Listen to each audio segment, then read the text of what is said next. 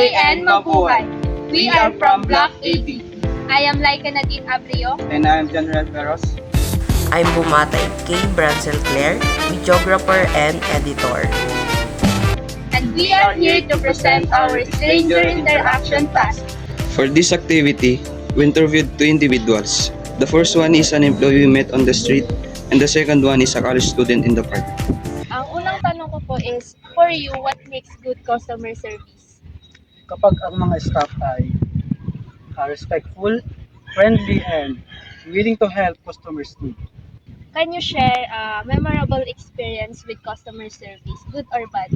I have good experience in customer service that all the staff treated me warmly and served the food on time.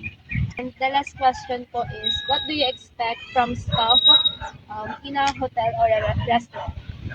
All the staff should be polite, attentive, and professional. And thank you po and have a good day po. I am a college student po. Pwede ka po bang ma-interview about sa customer service po?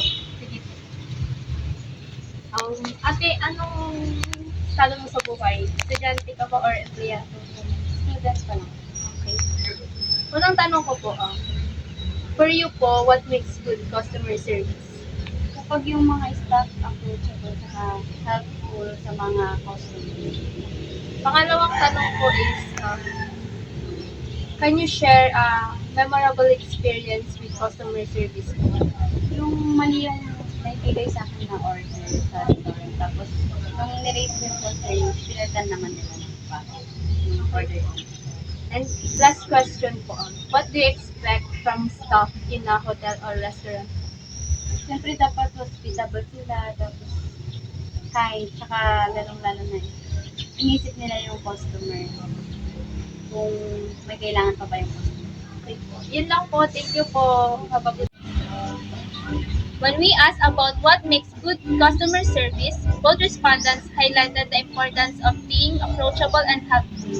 The employees shared that good customer service means being respectful, friendly, and willing to help customers with their needs. Similarly, the student mentioned that staff should be approachable and helpful when assisting customers. In terms of experiences, the employee shared a good experience where the staff greeted them warmly and served the food on time, which made them satisfied.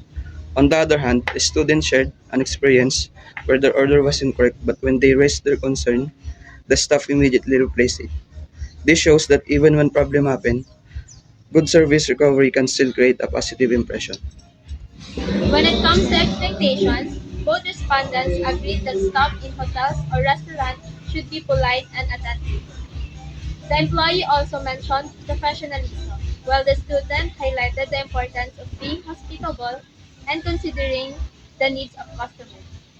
As future hospitality professionals, this activity taught us how to be more mindful of how we interact with customers. and we should always show respect, be attentive, be helpful, and handle situations calmly, especially when dealing with complaints. And make sure that we provide a welcoming and comfortable experience. That ends our presentation. Thank you for listening and God bless.